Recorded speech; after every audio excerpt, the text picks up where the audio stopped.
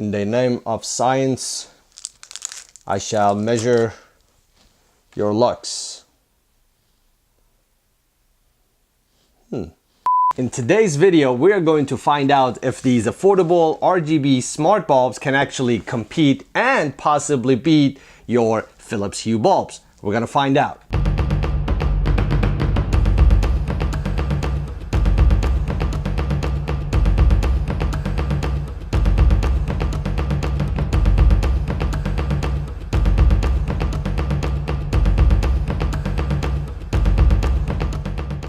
What's up everybody, my name is Sean, welcome to my tech channel. Today we are taking a look at an exciting product. These are color and white bulbs from a company called iHaper.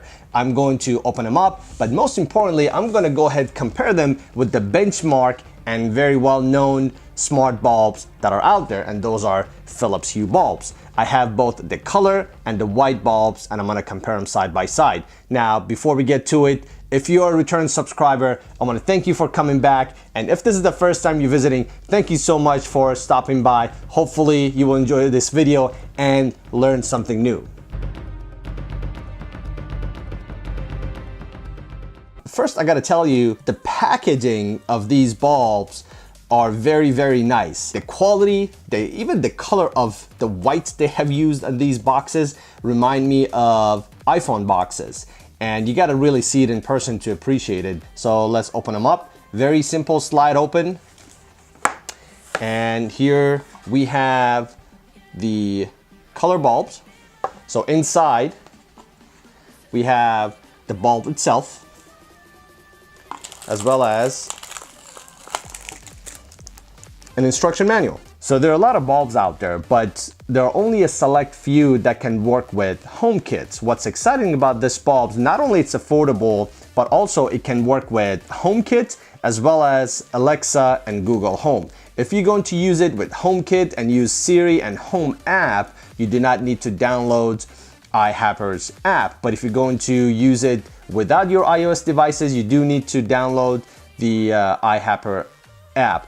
I will include the link to 2 instructional videos that the company has that will show you how you can pair it with your Alexa or Google Home. I do not have any of those devices here, so I cannot show it to you, but I will show you how you can pair it with your iOS devices. So let's compare that with Philips bulb.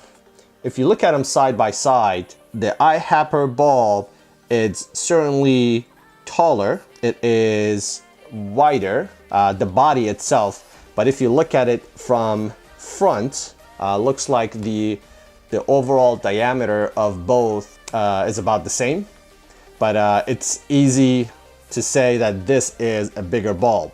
Now the base of these bulbs are exactly the same. They are E26, and I think if you're in Europe or Australia maybe it's E27, but nonetheless it's a simple replacement. You unscrew your existing bulb and you can just put this bulb back on. Now, since I will be pairing this with my HomeKit, each of them come with a unique QR code that I can scan and pair it with my phone. All right, so we're gonna go ahead, put the light on and get started with the installation. So I see the light came on when I screwed it on. Now the QR code is on the bulb and on the box itself. So if you use the box and you need to repair it, or you move to a different house, or your setup changes, you can scan it and add it to your HomeKit. Now remember, the way you will have remote access to these lights, you need to have either a HomePod, Apple TV, or an iPad that will be used as the base for you to have remote access when you're not home. But when you are home, regardless of having or not having any of these devices, you can connect with Wi-Fi and you will have full control over your device through your router.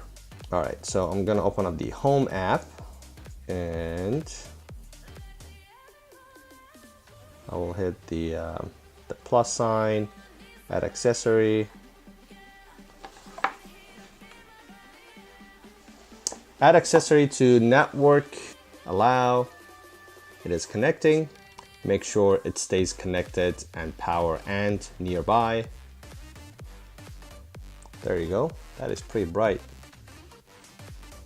All right, so it is added and I guess I can rename it here, and then I'm gonna change the room to studio. Okay, here we go.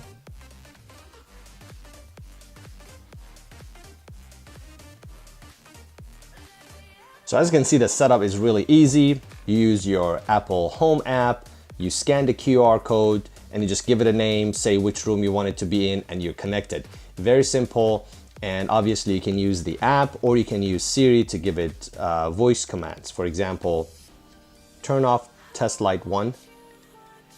Okay, the test light 1 is off. Turn on test light 1. Okay, the test light 1 is on. Set test light 1 to 50%. Okay, I set the test light 1 to 50%. I picked up a light meter so I can measure these lights. One thing I learned last night is these lights, they measure in lux, not lumens. The math behind it is a little bit complex, but in order to measure how many lumens each light is producing, I have to put it precisely 282 millimeters or 28.2 centimeters from the light source and measure this while I have everything else turned off. But let me put up the other lights so we can at least see them side by side. So far we talked about the physical lights themselves, we talked about setup, they're both fairly similar, with one key difference I did not mention. When you're trying to set up Philips Hue, you have to have a device called a bridge. Basically, that's a hub you have to have in order to be able to connect the devices. There are some pros and cons to that. When you have a hub, you have the additional expense of buying these hubs, which are about $50, $60. Now, the advantage to that is you only tie up one connection to your network, and then the hub will manage all these bulbs, and I think each of them can control up to 50 bulbs. So depending on how big of a setup you're trying to have in your home, that is something you need to consider. These lights, they retail for about 50 bucks. Now these retail about 22, 23 bucks. But they directly connect to your Wi-Fi and they do not need any additional devices. So they will be cheaper to buy and set up. So now I have both lights at 100% brightness and just plain white. They are pretty darn close when it comes to the brightness. So I will do the test later on. I'm going blind right now so we can see how they compete.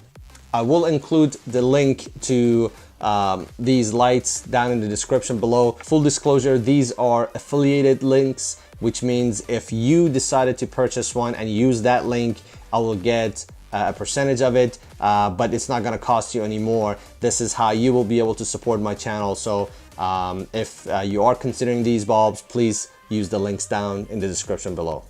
All right, so let's set up the test. Let me clean these up.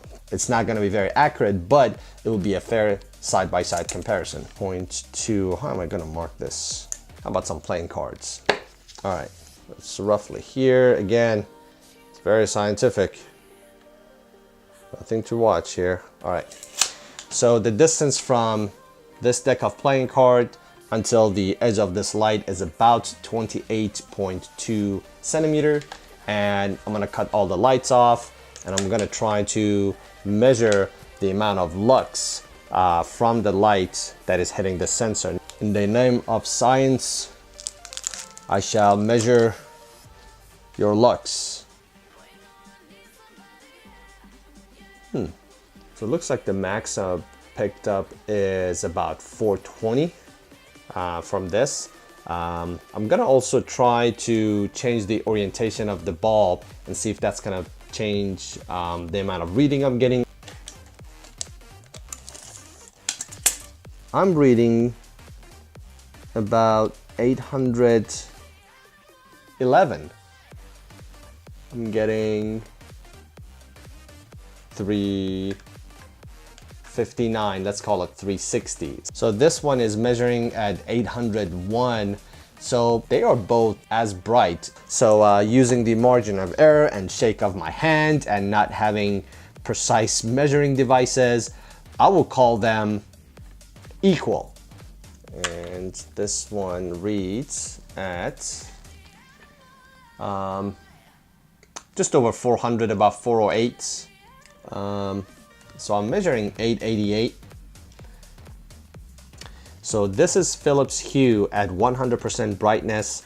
Just like iHaper, you cannot change its warmth. So looks like this actually is a warmer bulb.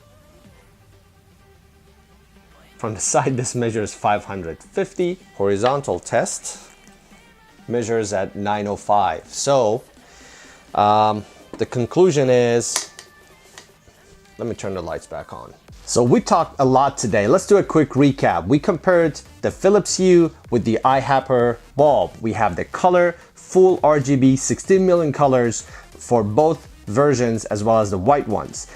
Dimension, the iHaper bulb is slightly larger and bigger. However, when it comes to fit, they're both E26 and E27 bases. The color bulbs, the brightness is exactly the same based on my measurements, but when it comes to the price, you pay less than half for the iHaper at only $23 versus $50 for this bulb. The white bulb, on the other hand, the iHaper seemed not as bright as the Philips Hue white bulb.